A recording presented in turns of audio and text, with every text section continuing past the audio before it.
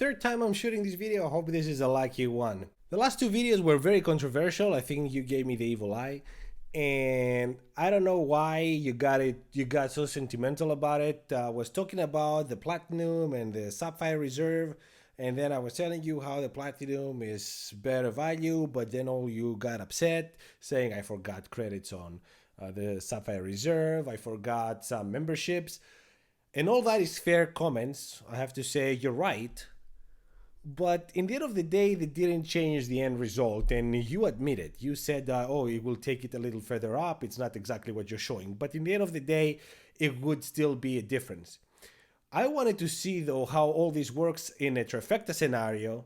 So yeah, this video is exactly that. Hi guys, and welcome to the channel. If this is your first time to the channel, we're talking about credit cards, points, finances, and travel. If this is something that interests you, please like this video, subscribe. If you have any questions or comments, leave them down below. I will get back to you as soon as I can. We lost some diva viewers last time. They didn't like the video we uploaded, and that's okay. Adios amigos, you know. I'm gonna say what I wanna say, and if you have a different opinion, let me know in the comments down below why. Many of you do that. Most of you do that. But some just say whatever they want to say, and then they're like, okay, I'm out. Adios. So we have a lot of things to talk about, so I'm not going to talk too much. Let's jump to the presentation and come back to wrap it up. We're going to start with the Chase ecosystem first, the Chase trifecta. You will see that the slides are a little different this time. I have what the individual credit card is worth as a standalone credit card, and then I have everything together, working together as an ecosystem in the end. So what you see in the end is a trifecta. What you see, the previous three columns here, is the individual credit cards. Starting with the Freedom Flex, we're looking at 20,000 points after spending $500 in 3 months. The multipliers is 5x on rotating categories and travel through the Chase portal, 3x on restaurants, drugstores, 1x on everything else, and the current offer also includes 5x on groceries for the first year. The return on spend is 45%. The Freedom Unlimited, we're looking at the same sign-up bonus with the Flex. The multipliers, 5x on travel through the Chase portal, 3x on restaurants, drugstores, 1.5 on everything else, and the same 5x on groceries for the first year offer. The return on spend is exactly the same, 45%. The Chase Sapphire Reserve, Monica Lewinsky, 80,000 points after spending 4,000 in 3 months. The credits, $300 on travel, $100 on TSA pre-global entry, $120 on GoPuff, $180 on DoorDash, $279 on Instacart, and this is an update. Last time I showed you $180 on Instacart, and some of you corrected me saying you're showing the $15 credit, but you're not showing how much it gives you to sign up in order to get that credit, which is $99 a year. So now I added that, and we're looking at $279. Membership is something also that I didn't do before. We're looking at Avis Preferred Plus, National Emerald, and Silver Car by Audi discount. Lounge access is the priority pass with the restaurant.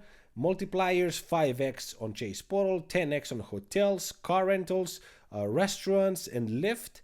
3x on all other restaurants. The other restaurants are through the Chase portal. And travel, 1x on everything else, 50% boost on points through the Chase portal, and pay yourself back, and the return on spend is 45.69. Looking at them all together as a trifecta, we're looking at 120,000 points after spending 5,000 in 3 months. The credits, the memberships, and the lounge all come from the Sapphire Reserve, so it's all the same. The multipliers, we have a mix and match of everything that we see here, and then the return on spend is 49.62, which is practically 50%. It's just incredible. I think this is the best return on spend we've ever seen in the channel. But as we know, what happens in the first year is one thing, what happens in the second and every year is another. And as always, we apply our imaginary budget of $12,000 equally spread between travel, restaurant, gas, and groceries. And we're looking that as a standalone credit card, the Freedom Flex will give you 3.5%. The Freedom Unlimited, 2.8%. The Sapphire Reserve, 3.69%. And altogether as a trifecta, 4.41. Coming to the American Express trifecta, as you see, I didn't try to use the best credit card to give me the better points in the end. I'm using a real trifecta, real world trifecta. And that would include, in my opinion, the Business Plus, which is an incredible credit card. I know it's a business credit card, but you can really get it. It doesn't matter if you have a business or not. I have it. 15,000 points after spending 3,000 in 3 months. The multipliers is 2x on everything up to 50,000 points, and then 1x on everything else. The return on spend is 11%. The current offer on the gold is 60,000 points after spending 4,000 in 6 months. $120 credit on Uber, $120 on restaurants, and then the multipliers is 4x on groceries, restaurants, 3x on travel through the Amex portal or directly with the airliners, 1x on everything else. The return on spend is 27%. At the platinum, we're looking at 125. The real offer is 100,000 points, but it goes up and down all the time. I just keep it there. After spending 6,000 in 6 months, credits, $189 on Clear, $200 on hotels, $240 on digital entertainment, $200 on Uber, $200 on travel, $100 on Global Entry TSA Pre, $100 Saks Fifth, $155 on Walmart. Memberships, we're looking at Marriott, Hilton Gold, Hertz Gold, National Emerald, Davis Preferred, Lounge Access, Centurion, Priority, Sky Clubs, Airspace, Multipliers, 5x on travel and 1x on everything else, and the return on spend is 45%. Looking at them as trifecta, we're looking at 200,000 points, incredible. But what more incredible is what you need to pay for it, which is $13,000 in 6 months, which is a little high. A little high. The credits come from the gold and the platinum, the memberships and the lounge access only from the platinum, and then the return on spend is 32%. And then for the second year, we're looking as a standalone credit card. The goal is a 4.33% credit card. The Business Plus is a 3%, and the Amex Platinum is 7.48. As an ecosystem, we're looking at 7.83. And to visualize it better, we're looking here what happens in the first year, and the average return on spend is almost 50% for the Chase ecosystem, while the American Express is 32%. And this is mainly because of the very high spending in order to get those points. We're looking at over double what you need to pay for the Chase. On the second year, things reverse. We have 4.41 for the Chase ecosystem and 7.83 on the American Express. Big difference here. Many of you came to say that I'm trying to justify high annual fees on the Platinum and I don't give credit to the Reserve. Guys, the numbers speak for themselves. I understand that you don't use a lot of these credits, which is why I gave another slide. I created another slide for you to see clearly what happens, and I take into consideration your concerns. And we're looking at the points chart that I made. A win is 2 points, a draw is 1 point, and a lose is 0 points. We're looking at the main categories here. I'm not going to go down to the numbers, but I'm giving a win or a loss. And we're looking at the sign-up bonus. Clearly, with the winner is the American Express with 200,000 points over 120. On the Chase, the credits value, the winner here is the American Express with 1,624 versus 979.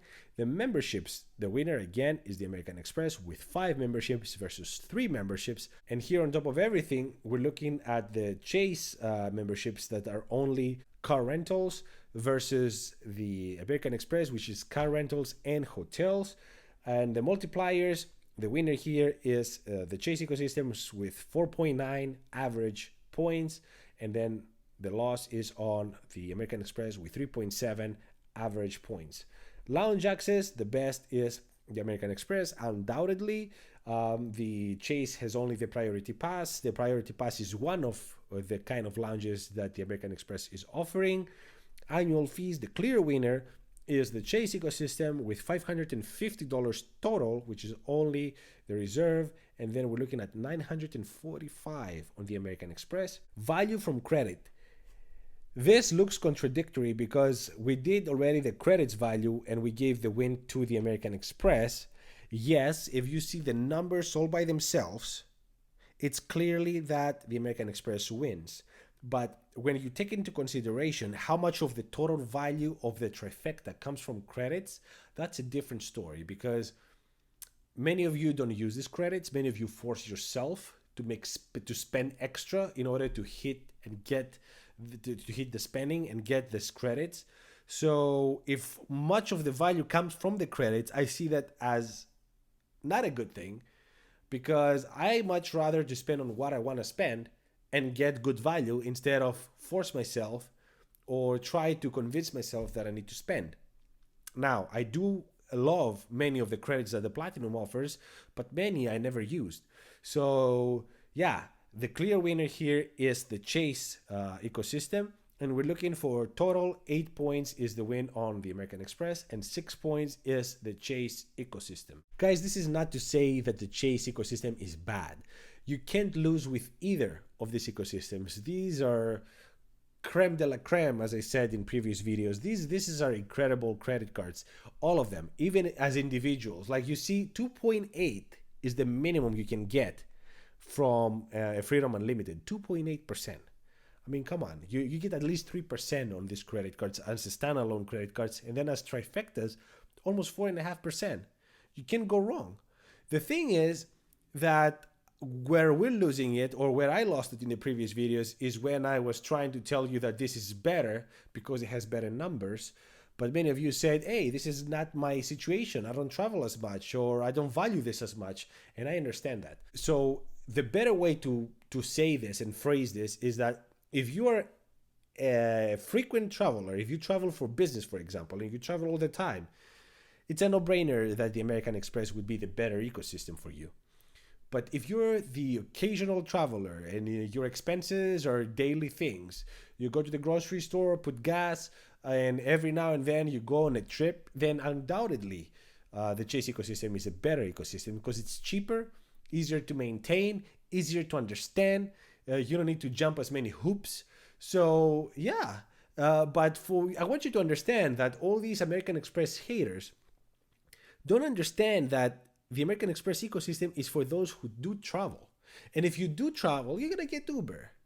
You're gonna go to lounges at some point. If you travel often, it's gonna happen. So I understand that it's not for everyone. And maybe that's where the miscommunication was in the previous videos. But that's all for today, guys. Let me know what you think down in the comments below. Thank you so much for watching. Until the next one, ciao.